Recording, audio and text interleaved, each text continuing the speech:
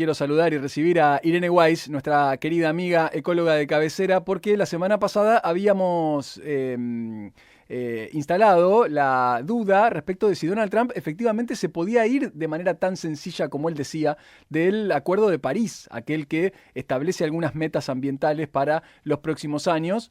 El mandatario norteamericano en su discurso de Asunción nomás dijo que iba a retirar a los Estados Unidos, pero vamos a charlar con Irene a ver si esto se puede o no se puede hacer. Irene, buen día, ¿cómo estás? Buen día, ¿cómo estás? Acá un poco resfriada, pero bien. Se te nota, sí, se te nota en la voz.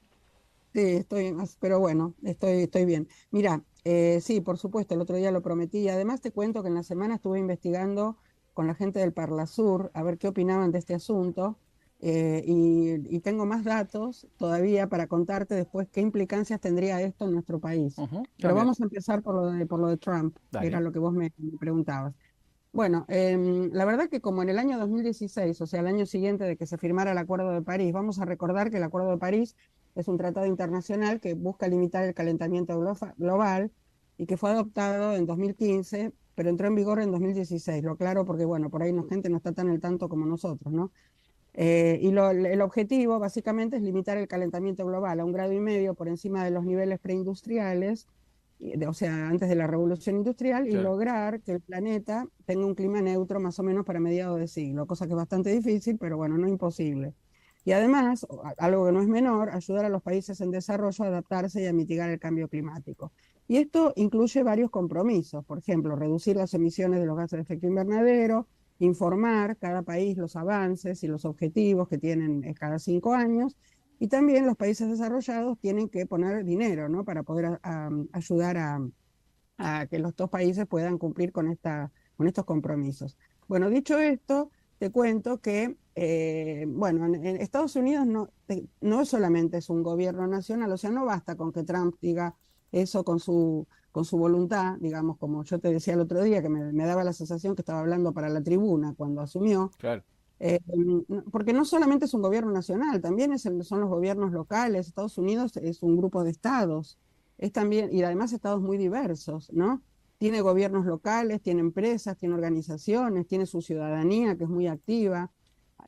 Alguna es bastante ignorante, pero otra parte de la ciudadanía es bastante, digamos, está bastante en el tema. Entonces, Ujú. o sea, ya, igual que en 2016, aún con muchos más desafíos, todos estos actores podrían mantener viva la acción climática del país más emisor históricamente, ¿no? Bueno, convengamos que ahora tenemos también estas economías emergentes como China y la India, pero bueno, Estados Unidos fue el histórico más contaminante, ¿no? En términos de gases de efecto invernadero. Entonces, ¿qué pasó?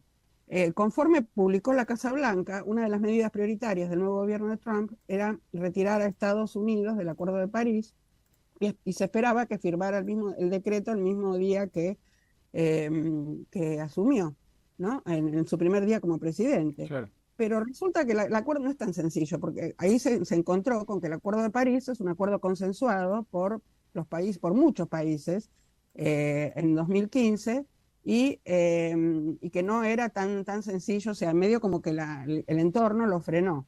O sea, Estados Unidos tiene que presentar formalmente un pedido de retirada ante la Convención Marco de Naciones Unidas sobre Cambio Climático. Ujú. Y la salida se va a hacer efectiva un año después de la fecha de inicio de ese trámite, si es que se lo aceptan. Claro.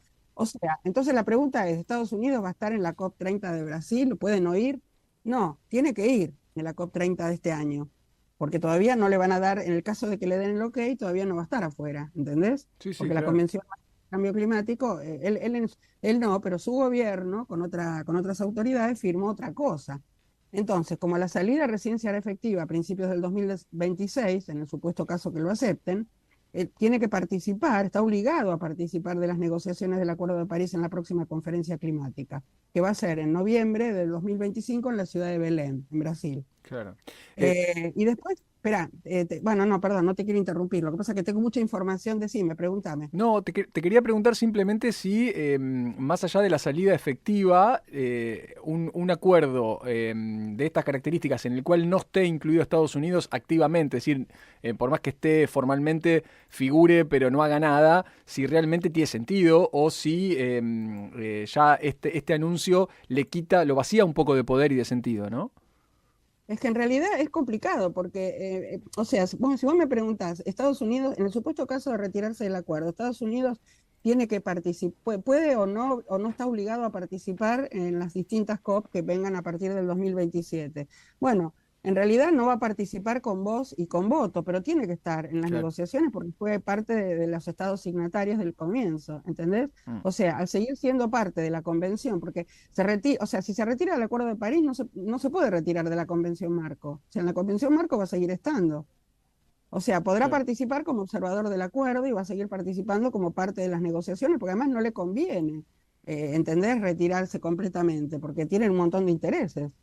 Sí, lógico. Entonces, ¿esto cómo impacta en el acuerdo climático? Bueno, por un lado, Estados Unidos es el país histórico, como te decía antes, más emisor, y el segundo más emisor en la actualidad después de China. Que no se comprometa con la implementación de la acción multilateral y por ende nacional incide negativamente en lograr limitar el calentamiento por debajo de un punto y medio, ¿no? Y además va a dejar de contribuir a un tema clave para los países en desarrollo, que es el financiamiento. Yo creo que eso Claro. poco le importa, es más, va a estar contento de eso Trump, pero no se lo van a dejar hacer tan Mm. sencillamente, ¿no? Y después, bueno, también va a impactar qué va a pasar, por ejemplo, a partir de esto, con lo que pueda hacer otros países como China o algunos miembros de la Unión Europea que van a buscar liderar la acción. Yo no sé si a Trump le conviene esto, ¿viste? Porque, como vos bien me decías en la repregunta, pierde poder, Claro. ¿no?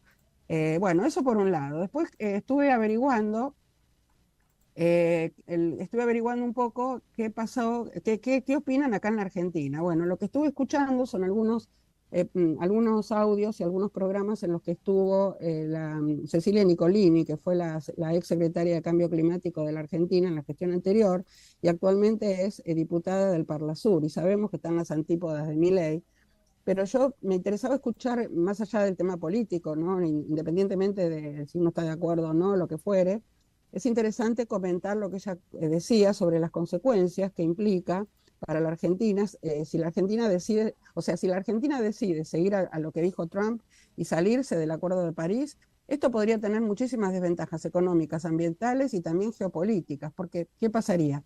Por un lado, bloquearía el acceso, esto no son palabras mías, esto es lo que comentaba Nicolini, ¿no? Sí, sí. Bloquearía el acceso que la Argentina tiene a los fondos climáticos por más de 300.000 millones de dólares, que es lo que se acordó en la última COP para la Argentina, y también correría riesgo el financiamiento para obras y para el sector privado también, que es lo que Milei prioriza, ¿no? O sea, ahí se vería totalmente perjudicado, además de la posibilidad de acceder a los mercados de carbono, porque su valor podría alcanzar hasta 5 veces el total de las exportaciones que tiene la Argentina. O sea, yo creo que eso no lo están teniendo en cuenta acá, ¿no? Es toda una cosa que se va enlazando con otra. Esto en el supuesto caso de seguir lo que quiere hacer Trump.